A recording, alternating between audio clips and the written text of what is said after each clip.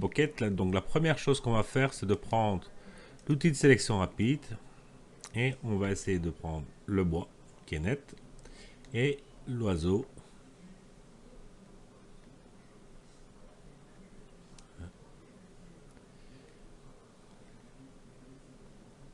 Et pas toujours évident parce que l'oiseau est sur quelque chose. On va mettre en plus ici. On va le mettre en plus ici parce qu'il est en moins. Voilà.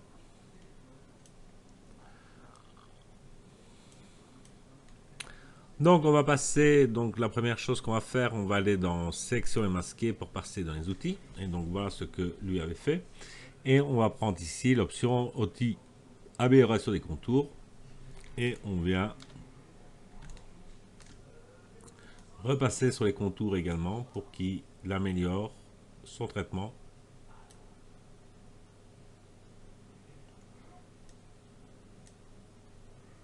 Voilà. On va prendre ceci. Ici aussi, il y a quelque chose qui n'est pas trop bien. Et vous voyez que malgré tout, le programme est très dur à détourer. Donc quand on est dans une situation pareille, vu qu'on est sur du vert, et que donc l'outil n'arrive pas à trouver une différence de contraste, qu'est-ce qu'on a comme solution? Alors la solution la plus rapide, c'est, je vais faire un annulé. Je reviens ici, je vais faire un CTRL D. Et donc la solution la plus rapide, c'est quoi? Ben, c'est évidemment, c'est toujours un vieil outil qui est là, qui est la plume, et qui va nous permettre,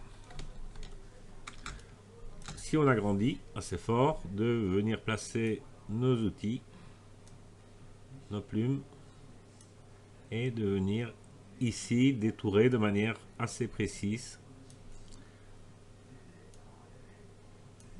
notre notre oiseau. Donc il ne faut pas mettre trop de points, il vaut mieux quand même essayer. Donc on voit et qu'ici la droite n'est pas tout à fait.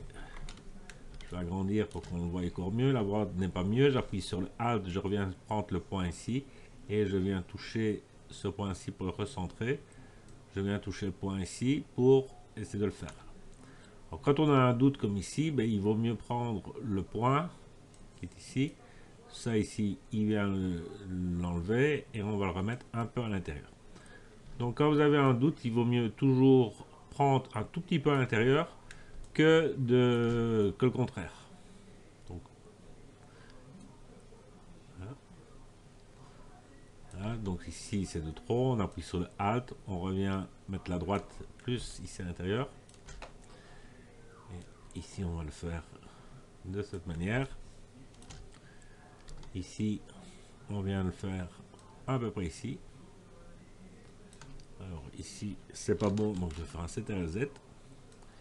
Donc je crée le point ici et on va venir déplacer ma droite qui est à peu près ici. Alors vous voyez qu'ici j'ai 2-3 plumes qui dépassent. Ben, je crois que ça je vais pouvoir faire une croix dessus. J'aurai plus de plumes qui dépassent, mais bon, c'est pas mon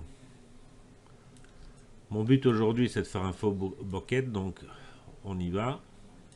Et vous montrer le traitement à la plume, donc d'ajouter, de appuyer sur Alt et de revenir ici, d'allonger le point si vous voulez une autre courbure, de reprendre l'autre ici et de venir la mettre peut-être un peu plus à l'intérieur. Celle-ci c'est le point de sortie, donc on va la remettre dans l'axe et on vient remettre ceci ici. Alors ici on va venir remettre ceci. C'est pas bon, j'ai pas tiré mon point pour aller de droite. Voilà. Vous voyez qu'ici j'ai pris quelque chose qui n'est pas, mais tant pis, je vais ici reprendre mon point qui est là, l'agrandir, on va mettre un alt ici et j'enlève carrément. Alors sur le blanc évidemment le contraste est beaucoup meilleur, donc ça devrait aller. Ici j'ai un contraste qui est meilleur, je dois avoir quelque chose. Donc qu'est-ce que je peux faire, c'est de finir ma sélection qui est ici de manière très grossière. Voilà. Et venir terminer le point ici. Et une fois que j'ai fait ceci, je peux venir ici, demander de convertir ici le tracé. J'ai un tracé de travail et je peux demander qu'il fasse de transformer en une sélection. Sans contour progressif, voilà, j'ai une sélection qui est là. Donc j'ai sélectionné le côté. Et après ça, je peux reprendre évidemment ma baguette, la baguette magique, qui elle, normalement sur cette partie-ci, va nettement mieux marcher.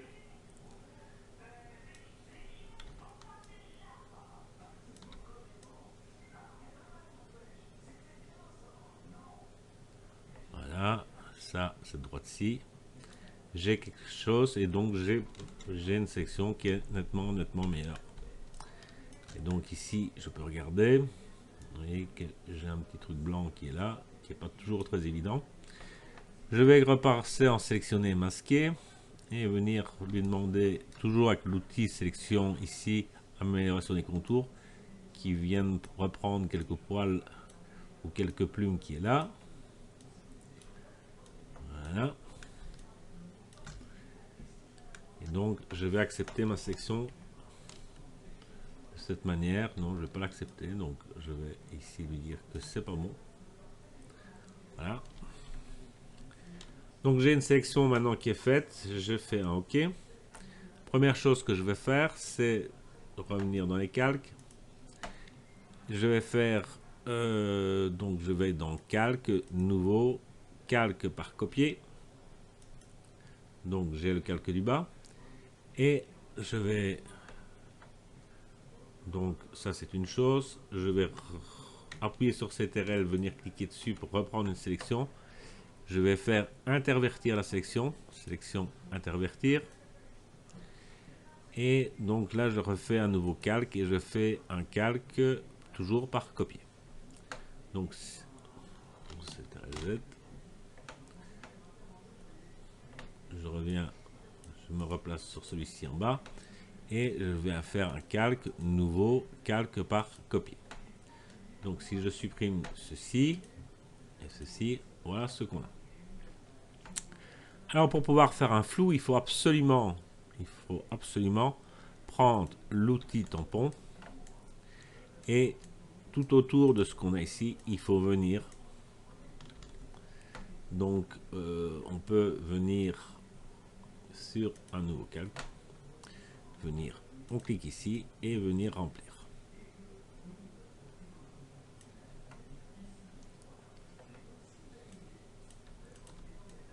Il faut venir remplir tous les bords. Et plus on va appliquer du flou, plus le bord doit être prononcé.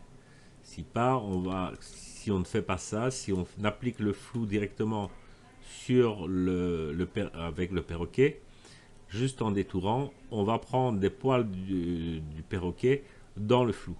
Alors ici, ça aurait pu peut-être encore marcher, vu qu'on est plus ou moins dans les mêmes couleurs pour le perroquet, mais ça n'aurait bien sûr pas marché pour tout ce qui est le fond ici. Donc là, on y va de manière très rapide. Vous allez me dire que c'est du travail bâclé, mais comme on va appliquer un flou dessus, ben, ça ne pose pas beaucoup de problèmes, que ça soit de manière, je vais dire, totalement bâclé. Donc voilà ce qu'on a. Et puis on vient sur, une fois que c'est fait, qu'on est content, on vient sur les deux, on vient fusionner les calques. Les deux calques sont fusionnés. On vient faire un filtre. Galerie d'effet de flou, ben on peut prendre un flou soit de diaphragme par exemple. Celui-là. Voilà, non, je ne veux pas prendre celui-là, full profondeur de champ. Et on va y aller dans le flou. Voilà. Une fois qu'on est content, on valide.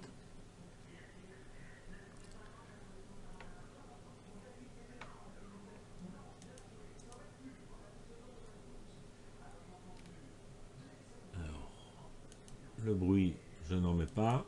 Dans les effets, je peux demander un éclairage du bokeh, mais ça peut marcher s'il y avait des zones réellement très colorées dans le bokeh. Ici, on n'a pas. Donc, Je vais l'accepter comme ça.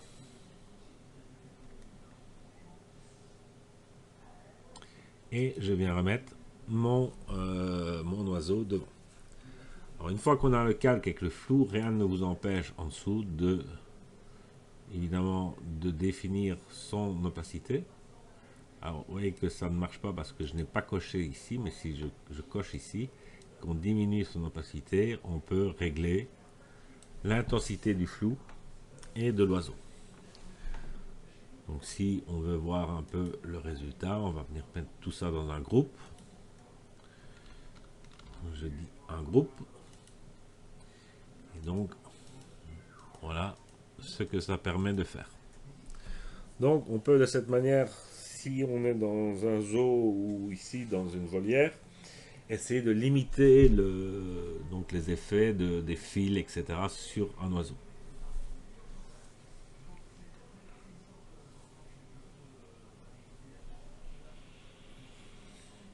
Donc l'astuce, c'est évidemment la dernière. Ce qu'il faut très bien, ce qu'il faut se dire, c'est qu'il faut absolument remplir, enfin, il faut absolument détourer l'oiseau avant et remplir la place de l'oiseau par l'arrière-plan.